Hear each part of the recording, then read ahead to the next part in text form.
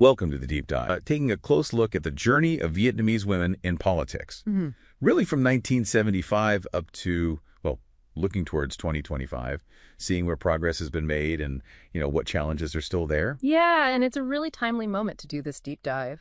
We've got the 50th anniversary of national reunification coming up. Right. And also the UN's theme for International Women's Day in 2025 is all about rights, equality, and empowerment for, well, every woman and girl. Exactly. So our goal here is to really understand how women's political rights in Vietnam have kind of evolved over these last, 5 decades?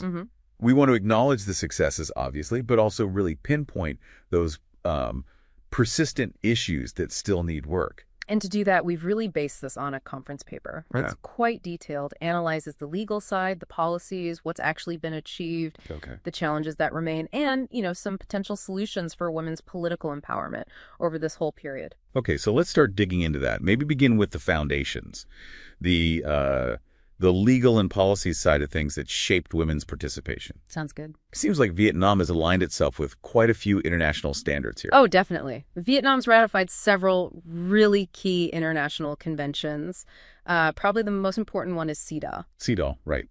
The Convention on the Elimination of All Forms of Discrimination Against Women. Exactly. Ratified back in 1982. And the core principles, especially Articles 7 and 8, are just fundamental. What they cover specifically? They clearly state women's equal rights in political and public life. Yep. That includes things like international representation. Okay. And Vietnam has, actively taken steps to bring these CEDAW principles into its own national laws. So Articles 7 and 8, they're about voting, holding office. Yes, exactly. Equal opportunities to vote, to be elected, to hold public office, and to represent the country internationally. It's a key part of Vietnam's legal obligations. Okay. And then there's the Beijing Platform for Action in 95. That was a big one globally, wasn't it? Absolutely huge. And the section on women in power and decision-making, that set out more commitments for Vietnam, though, as we'll probably get into later, fully hitting those goals has been, a challenge. Right. And the SDGs, Sustainable Development Goals. Yep, SDG 5. That one really focuses on gender equality and empowering all women and girls. And leadership, too. Definitely. A specific emphasis on women's leadership at all levels and, getting rid of all forms of discrimination. And it's worth noting, these goals are woven into Vietnam's own socioeconomic development plans. Now, the paper also brought up the Convention on the Political Rights of Women from way back in 1952. Ah, yes. That's really foundational stuff. It sets out the basic principles. Women's right to vote, to be elected, hold public office, all on equal terms with men. So is Vietnam officially part of that one? Well, that's where it gets there's a bit of a discrepancy. Some Vietnamese legal analyses, refer to it as if Vietnam adheres to it or is a member. But if you check the official UN treaty records or international legal scholarship, it's not definitively confirmed that Vietnam is formally a member state. So a gap between maybe perception or domestic interpretation and the formal international record. Potentially. It can create a bit of ambiguity sometimes in these international legal discussions. But, that said, the principles of that 1952 convention, they absolutely resonate within Vietnamese law on equality and voting rights. Okay, interesting nuance there. So let's shift focus then to the domestic laws within Vietnam. It sounds like gender equality has been a theme for a long time in the constitutions. Oh, absolutely. Right from the start, really. The 1946 Constitution, quite remarkable for its time, declared, and I'm quoting here, "Women are equal to men in all respects." Wow, 1946, that's strong. It really is. And that basic principle, it's been carried through and strengthened in the later constitutions, 1959, 1980, and 1992. Right. And then really comprehensively in the 2013 Constitution. Article 26 there explicitly prohibits gender discrimination and guarantees equal rights and opportunities. It provides a very, very solid legal foundation. And building on that constitutional base, there was the Law on Gender Equality in 2006.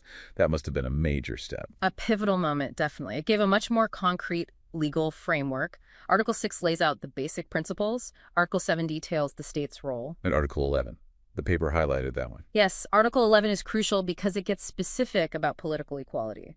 Equal participation in governance, in community agreements, the right to stand for election, to hold leadership roles. Okay. And importantly, equal standards, equal criteria for appointments. It even brought in provisions for affirmative action, like quotas or specific training programs for women. Training to help women get into leadership roles. Exactly, equipping them with the necessary skills. And alongside the laws, Vietnam also put national strategies in place, setting some pretty ambitious targets. Yes, that's right.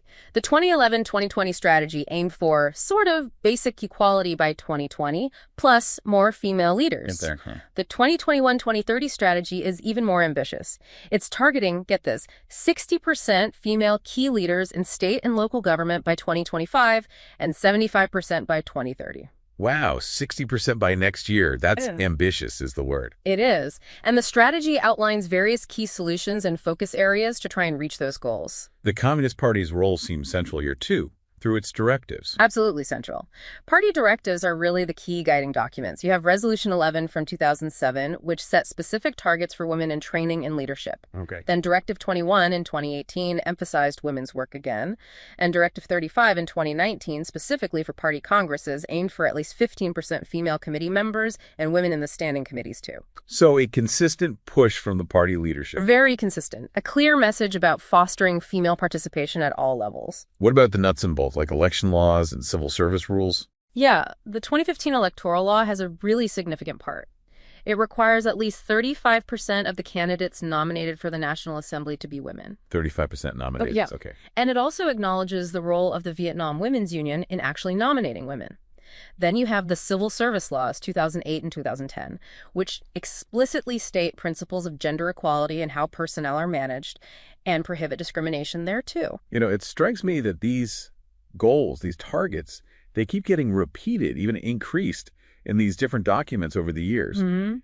Does that tell us something? Does it suggest maybe progress on the ground isn't quite matching the policy ambitions? That's a really sharp observation, that very repetition. And the fact that targets sometimes get raised, it strongly suggests, that there are persistent difficulties in actually making these policies happen in reality. Like a systemic inertia? Exactly.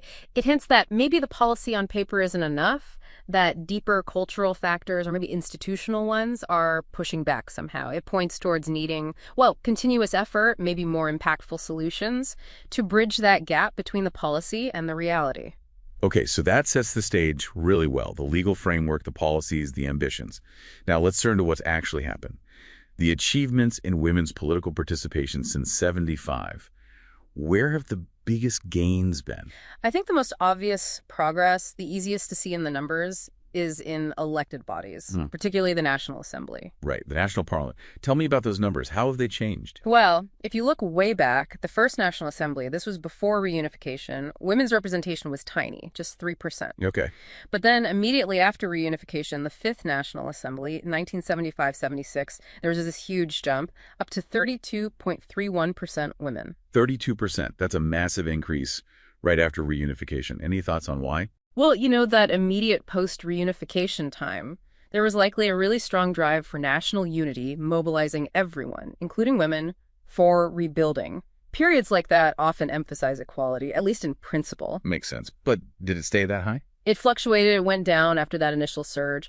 But in recent years, there's been a definite upward trend again. Co-third, that's 2011-2016, was 24.4%. Co-fourth, 2016-2021, got up to 26.8%. And then the current one, Co-XV, 2021-2026, hit 30.26%. Back over 30%. Yeah, 151 female delegates. It's only the second time it's been over 30%, and the highest it's been since the Sixth National Assembly, way back. And Vietnam actually ranks pretty well globally on this measure. Right. The paper mentioned a table showing this trend. Definitely significant progress there in the National Assembly numbers. What about the local level, the people's councils? A similar story there, generally positive. The 2021-2026 term saw an overall increase in female representation across all levels, provincial, district, commune, in fact, the highest levels ever recorded. What are the figures, roughly? At the provincial level, it's 29%. District level, 29.08%, very close. And commune level, 28.48%.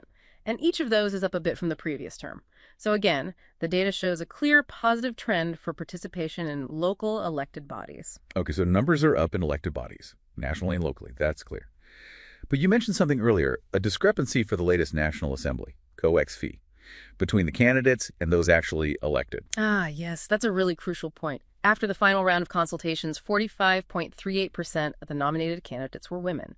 A very high percentage. Nearly half. Exactly. But the percentage who actually got elected, 30.26%. That's a big drop-off, over 15 percentage points. It is, and it really raises questions, doesn't it? It strongly suggests that even if women are getting nominated, there are still barriers somewhere later in the process. Like what? Campaigning, voter bias, media coverage? Could be any or all of those. It's hard to say without more specific research, but it definitely signals that just getting women on the ballot isn't the whole story.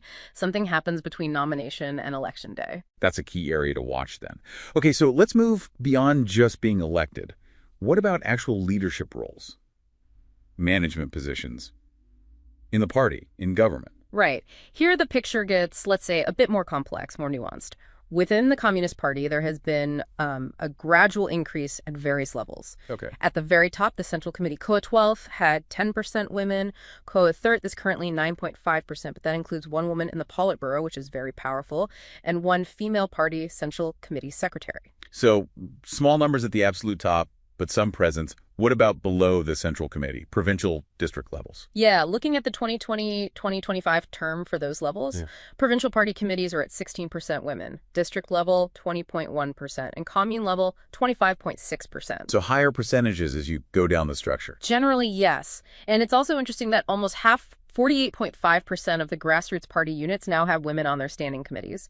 And there's been a rise in women holding the top spot locally, too. Female party secretaries are up to 11.4%, deputy secretaries 14.8%. Okay, so some progress within the party structure. What about in the state apparatus? Ministries, government agencies? Well, a really big milestone was the first female National Assembly chairwoman, Nguyenthit Kimgun, during COA 14th. That was historic. Absolutely. Looking at the government more recently, say 2022, 2023, there were 3 female ministers or heads of ministry-level agencies. Home Affairs, Health, the State Bank governor, plus the head of the Vietnam News Agency, which is government-affiliated, and around 12 female deputy ministers across various ministries. About 59% of ministries had at least one female key leader in 2022. So presence in leadership, but maybe more at the deputy level. That seems to be a pattern. And in local government administration, beyond the elected councils we talked about, the picture is similar, even with more women on the people's councils. Right. The proportion actually holding the top executive jobs, like chair of the People's Council or chair of the People's Committee, especially at provincial and district level, it remains quite low. Yeah. Data from the 2016-2021 term really showed that gap. It's good that the paper highlighted the qualifications, though. That the women who are in these roles are highly educated. Oh, absolutely. That point is very clear. 100% of female Central Committee members and National Assembly delegates have university degrees or higher. 100%. And it's similar down the line. 99.7% of female party committee members at all levels in the current term have university degrees or higher. So qualifications are definitely not the issue. Okay, so some of the achievements. Definitely more women getting elected, getting into the system. But translating that presence into, say, top-tier decision-making power. That seems to be where the bottleneck is. That's exactly the crux of it. You see this expansion of opportunity, more women in the room, so to speak, in elected bodies. Yeah. But when you look at the very highest levels, the Politburo, government ministers, the top local jobs, the representation is still quite limited. It really suggests a disconnect between just being present and actually wielding significant decision-making power. The glass ceiling idea. Precisely. It feels very relevant here. This invisible barrier that seems to stop women, despite their qualifications and growing numbers lower down, from reaching those absolute top positions. The paper actually included a table showing representation in key leadership roles, and it really drives this point home. Okay, so we've seen the progress, but also hinted at the limitations. Let's really dig into the challenges now. What are the main things holding back women's political participation in Vietnam? Well, probably the most fundamental, the most deeply rooted challenge comes from gender stereotypes, sociocultural norms. Still, even with all the progress. Oh, yes. Despite all the advancements, traditional views about women's proper roles and, focused on family, domestic work, they still have a lot of influence. There's that phrase, "te je noi tram." Managing household affairs. Exactly. But it's more than just household chores. It implies a primary domestic sphere for women. And that thinking, even subtly, can really undermine ambitions or opportunities in the public political sphere. And these biases, they can be unconscious, right? Even showing up in seemingly positive comments. Precisely. Like, women might get praised for being meticulous, good with details, Right. but maybe seen as lacking the big picture strategic vision that's often, attributed more readily to male leaders. And what's really tricky is that these biases aren't just external, meaning some women might have internalized these expectations themselves, or you sometimes hear people, even women, saying they prefer a male leader for the top job. And underneath it all, there's still the influence of a still quite patriarchal system. The practical side, the double burden, that must still be huge. Absolutely huge. Women still carry the disproportionate weight of balancing their professional work with the vast majority of childcare, elder care, and general housework. And that just eats up time and energy. It limits opportunities for extra training, for networking, for the kind of engagement that political careers often demand. And it's made worse by a lack of really equal sharing of housework by men and not enough supportive policies like affordable, accessible childcare. Another major challenge you touched on earlier was that gap between the laws, the policies on paper, and what actually happens. Yes, this is critical. You have this quite progressive legal framework, these ambitious strategies. Yeah. But there's a clear gap when it comes to consistent, effective enforcement on the ground. Many of those targets for female leadership we talked about, they haven't been met. So resolutions are passed, laws exist, but localities or agencies just don't hit the numbers. Exactly. You still see cases where the mandated ratios for women in elections or in planning for promotions or in appointments, they just aren't achieved. And the UN CEDAW committee, the body monitoring that convention, they've also raised concerns about these gaps in enforcing equality laws, including what they call indirect discrimination. Indirect discrimination, like how? Well, like a policy might not say no women, but maybe it requires, say, many years of unbroken service for a top job that could indirectly disadvantage women who are statistically more likely to have taken time off for childcare, for instance. Ah, I see. Why do you think this implementation gap is so persistent?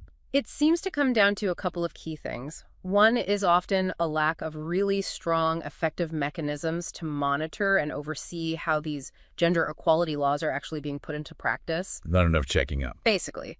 And tied to that, there often seem to be weak or inconsistently applied consequences, penalties, when rules about gender equality are broken, especially in personnel decisions or election processes. So even when women do get into positions, their actual influence might be limited, especially at the top. That's the next logical question, isn't it? What's the real impact women have in those high-level policy roles?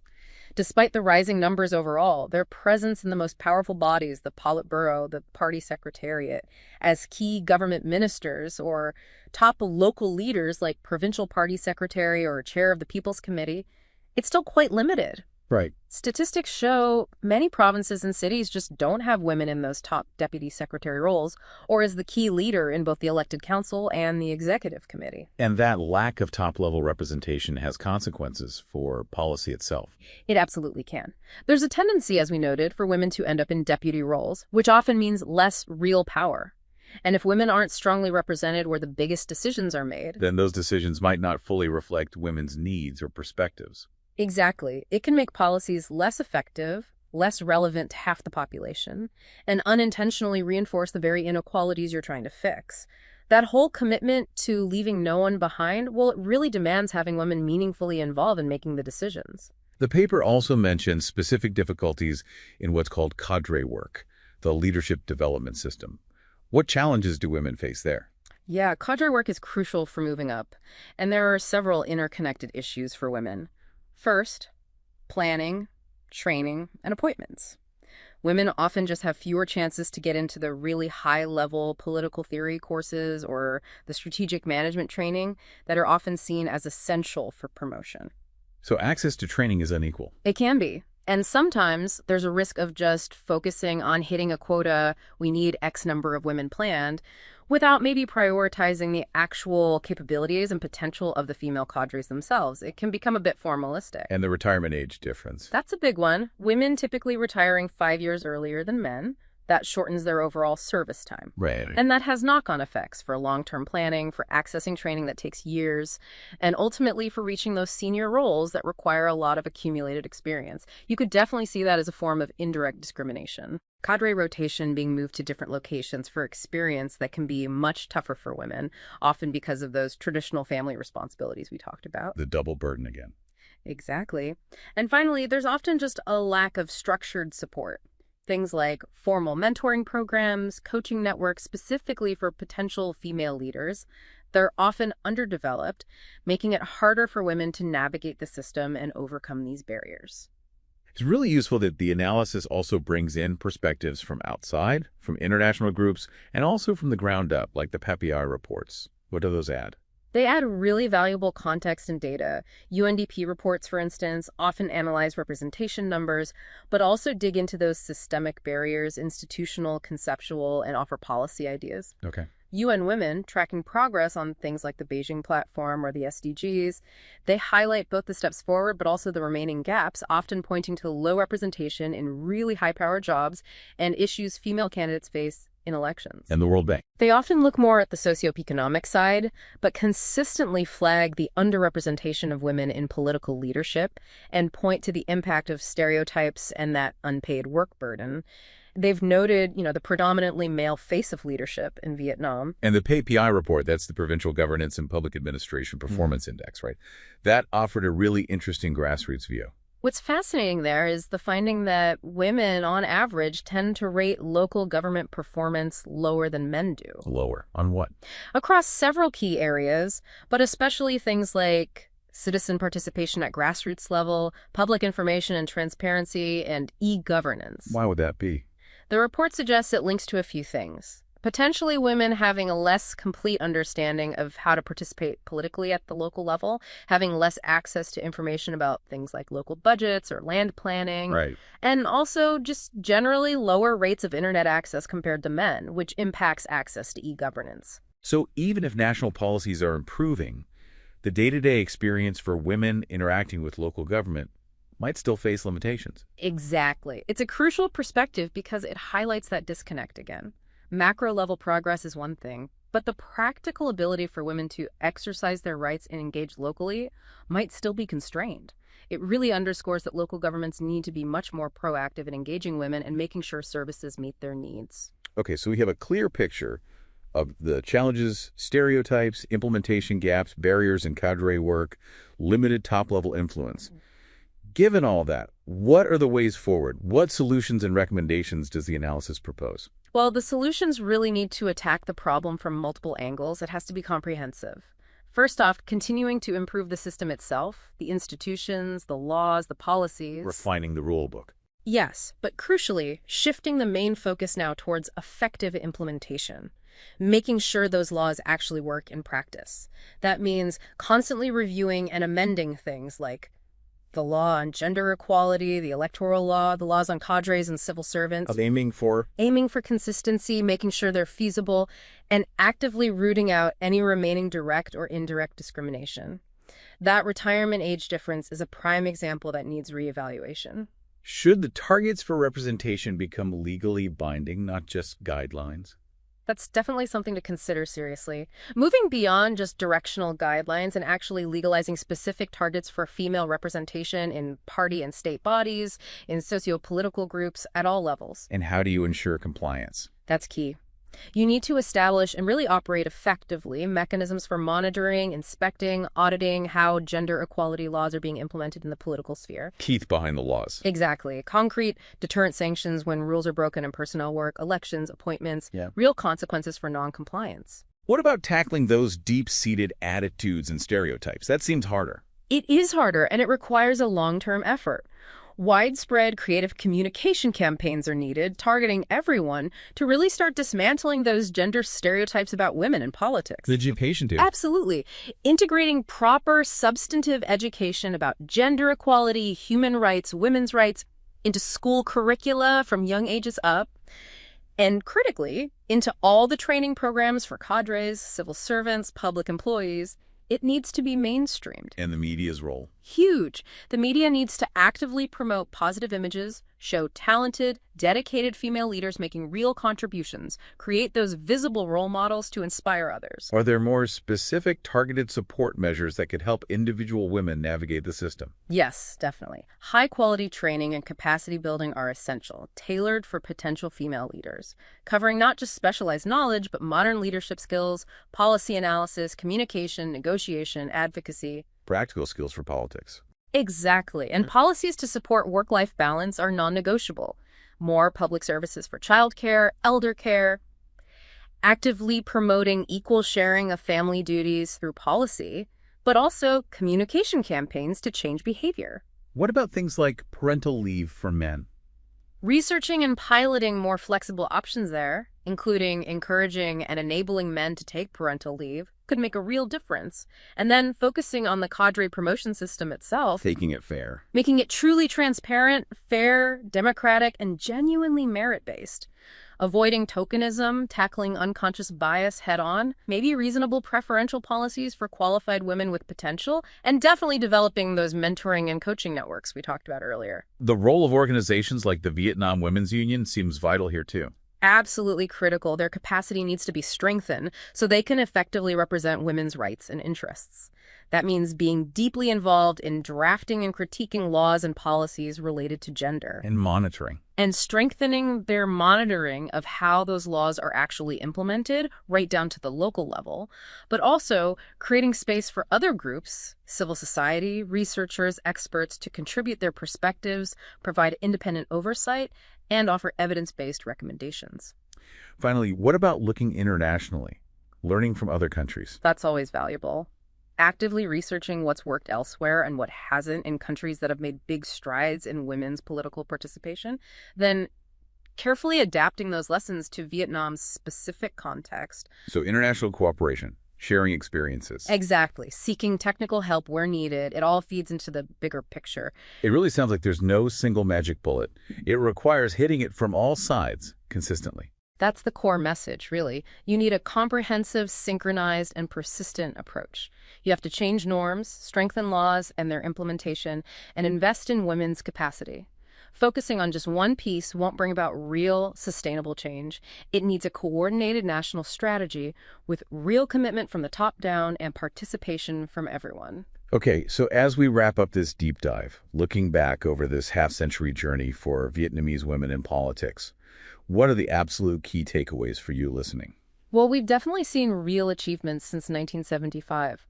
Representation in elected bodies has increased significantly. The whole legal and policy framework has evolved massively, reflecting international standards and a clear statement of equality principles. Yes, and it's a big but. Those significant challenges are still very much there, especially the deeply rooted stereotypes and that persistent lack of women right at the very top of the leadership pyramid. Precisely. Getting to genuine, substantive gender equality in politics, it's clearly still an ongoing journey. It needs continuous effort, continuous commitment, even with the progress we've acknowledged. So maybe a final thought for you, the listener, to take away from this. If you connect all these threads, you see that pushing for more women's political participation, it isn't just about gender equality or human rights, though it absolutely is about those things. Right. It's also fundamental for Vietnam's own sustainable and inclusive development. Having more women involved, especially in leadership, it just enriches governance, brings different perspectives, and helps build a society that's more just, more democratic, more civilized for everyone.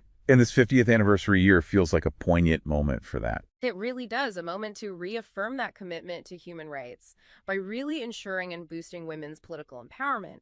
But achieving those ambitious goals we talked about, that's going to take even stronger political will and really concrete, decisive, coordinated actions at every single level. Fostering an environment where Vietnamese women are truly, genuinely equal and empowered in all parts of life, especially in politics.